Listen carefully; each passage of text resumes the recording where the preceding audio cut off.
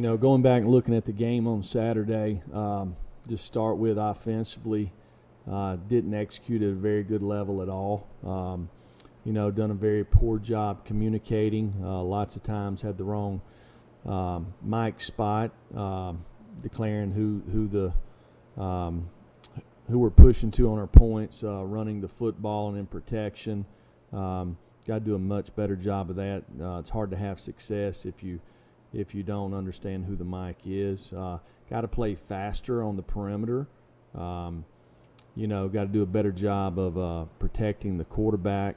Got to establish the run game. And obviously got to take care of the football. So too many penalties on offense, didn't take care of the football, never got in a rhythm and being good at anything that we wanted to do on Saturday. We threw a couple of balls down the field that created a couple of explosive plays there, but just because of the penalties, getting behind the chains, really kept us from being able to kind of get in a rhythm. You got to give them credit for that. But lots of things that we've got to improve on there. Defensively, thought there was a lot of guys that played really hard, but we didn't always play smart. Made a lot of mistakes on third down, kept them on the field, had a couple of penalties there that they converted on. But lots of things, a lot of positives to me there that we can clean up and grow on from the game. Special teams, had one return there on kickoff that missed a tackle on the 15-yard line and had a couple of guys that didn't get off blocks. That was disappointing there.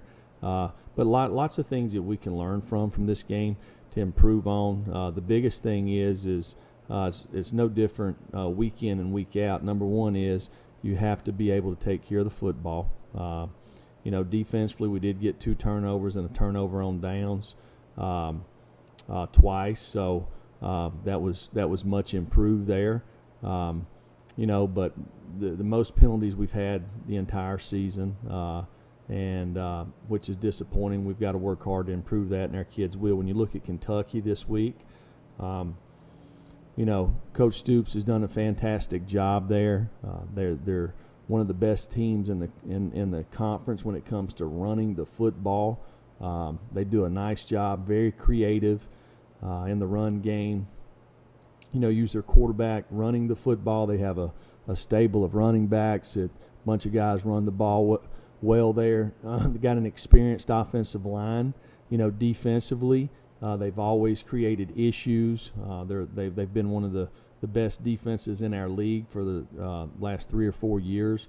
Really good in the red area. Create a lot of blitzing, varieties in coverages there. So you got to do a nice job, and have always done a nice job in special teams.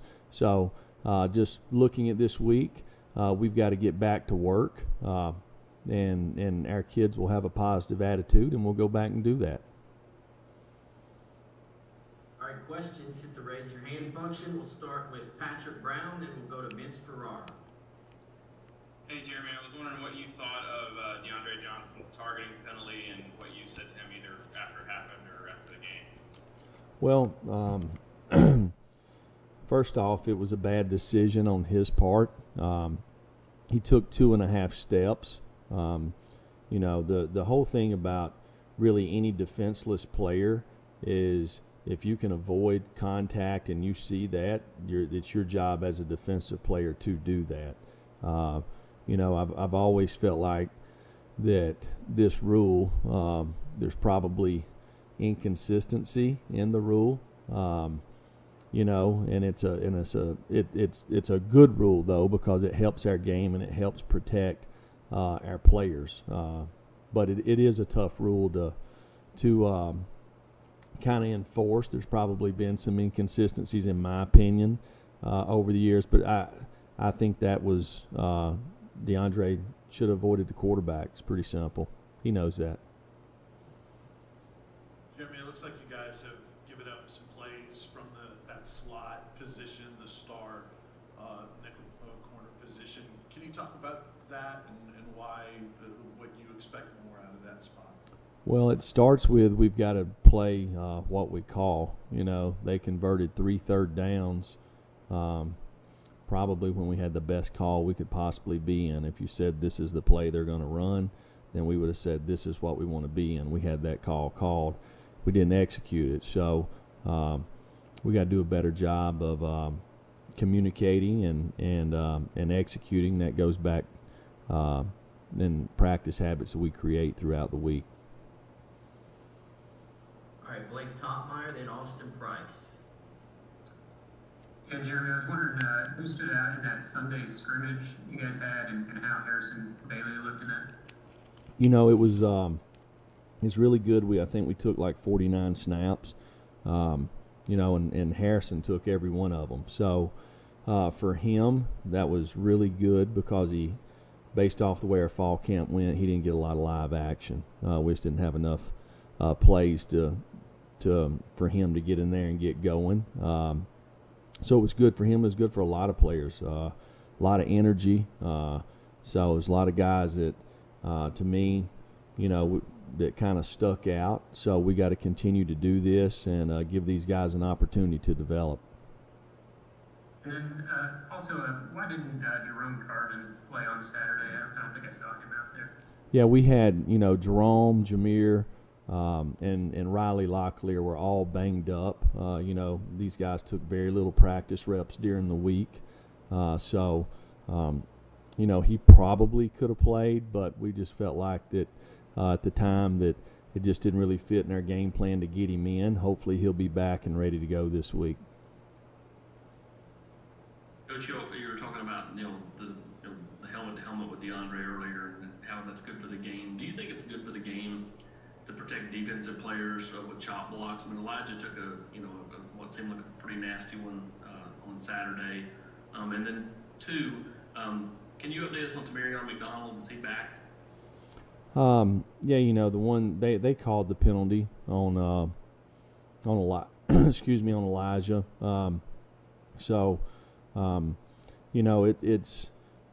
This is a violent game, and we have a lot of rules and regulations involved to protect our players who are playing the game. And, our officials have a tough job. I mean, the speed of the game is really fast.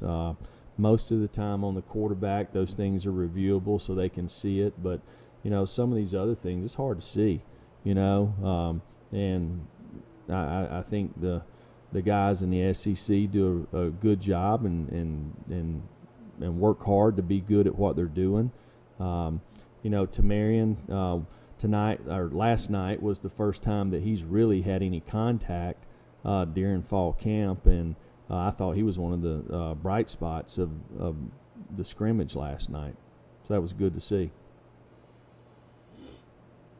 All right, David Oven, and then Brent Hubbs. Jeremy, as you look at it, why do you think you guys had so many uncharacteristic penalties when you've been so good at that the first couple games, and then on Saturday it wasn't the case? Well, we talked about DeAndre's. They throw the ball over the middle there, and probably wasn't a very good thrown ball. But Tank was playing the ball, and as he went to play the ball, he did hit the wide receiver about a half a count too soon. So they'll probably call that, but I felt like it was probably should have been a no call based off he's playing the ball. But that's bang bang. It's judgmental. It's hard to see, right? I mean, it happens so fast. I get it. But the big thing is, to me, is we had an all-sides penalty on defense. We had a pass interference call down the field. It's 2nd and 9. It's fixing to be 3rd and 9. We're in 3 deep zone, and we let a guy get behind us and then don't play the ball. So there's a couple of penalties. And then you throw in on the offensive side, I think we had 5 false starts, just communication, so got to do a better job of that, obviously, and had a couple of holding calls, so not very good. We've got to eliminate those. What did you make of the coordinated shift that Georgia's defensive line was doing? I think they got you guys on a false start a few times during Well, it's no different. Everybody in our league, they stem around a little bit. In my opinion, I feel like they moved based off something they had with our quarterback as far as the timing of the snap. So something that we need to fix.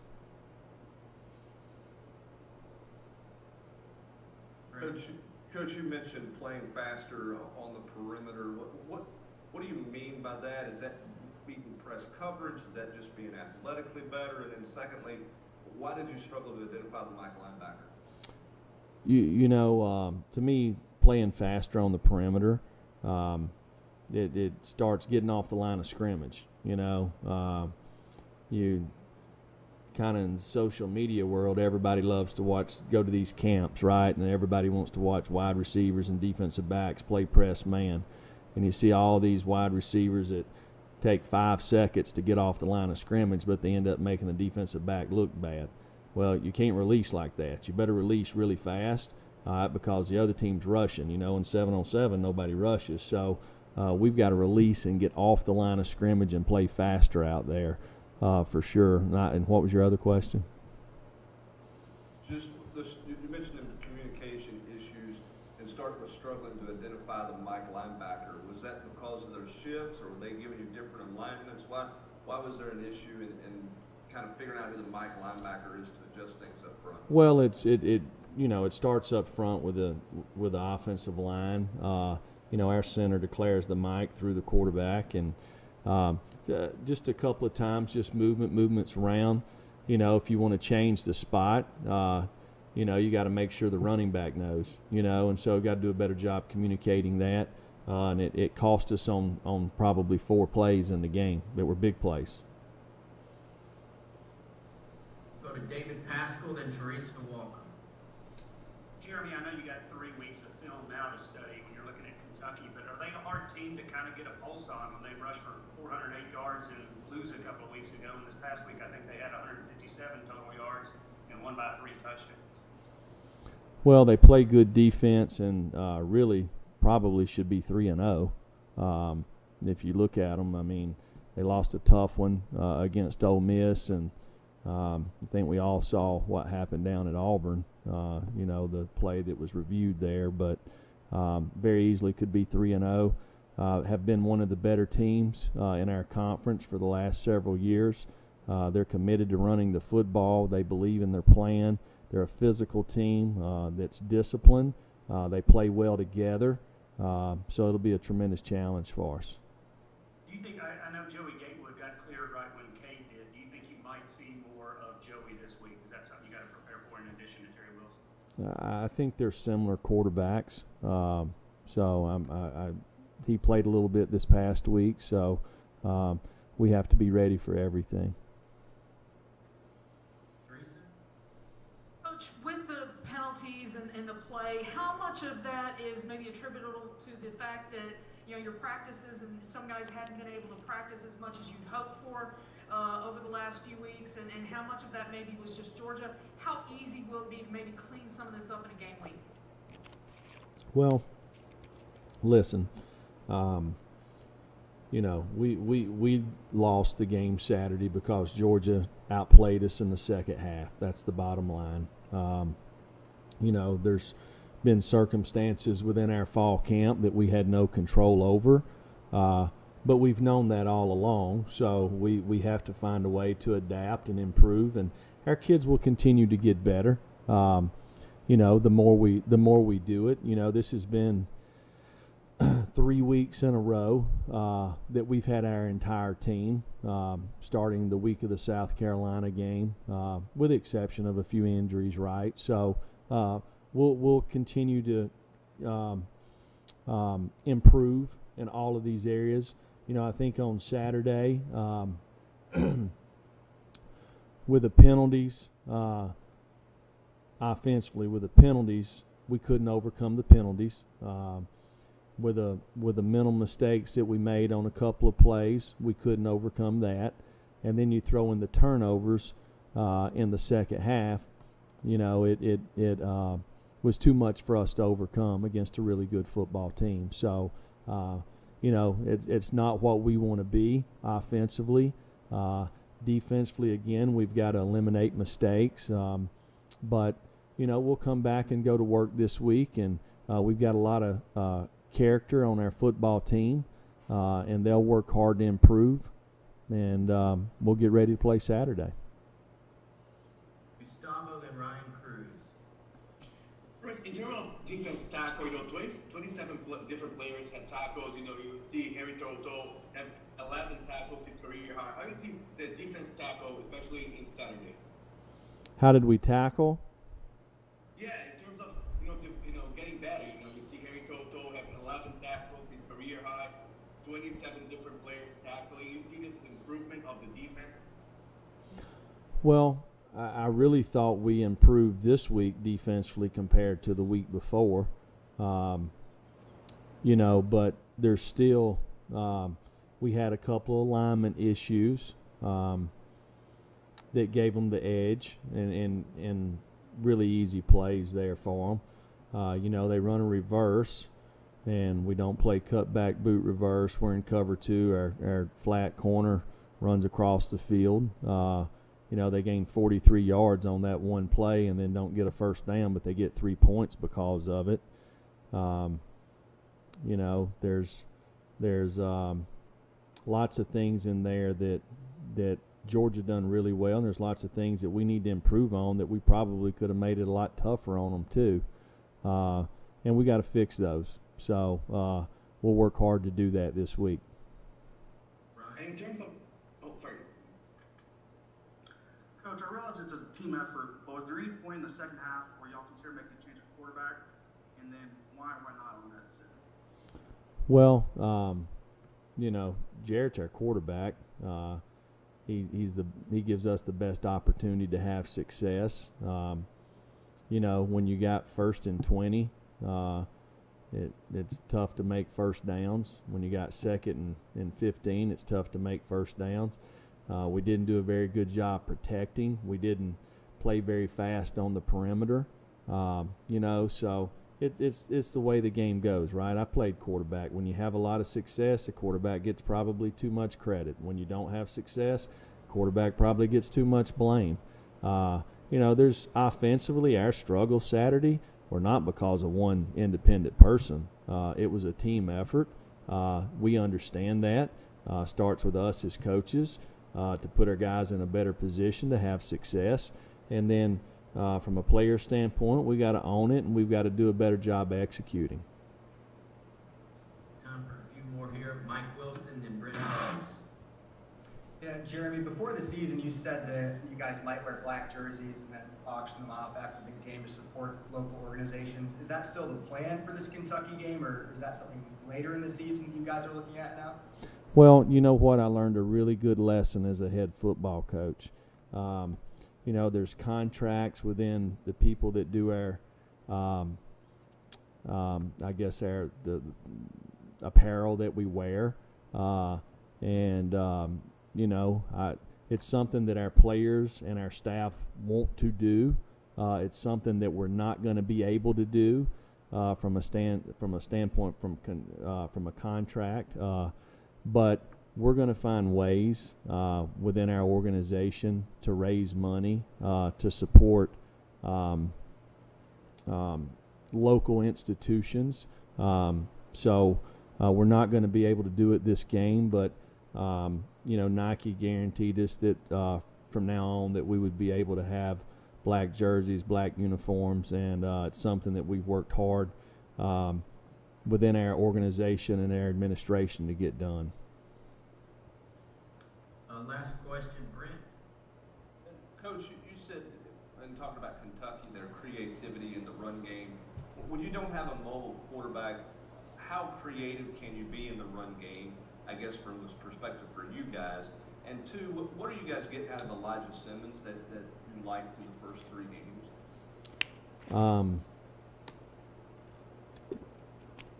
When you look at Kentucky, they use their quarterbacks in the run game a lot. If you're not going to do that, your quarterback has got to be a guy that can get the ball out of his hand and get it to the playmakers.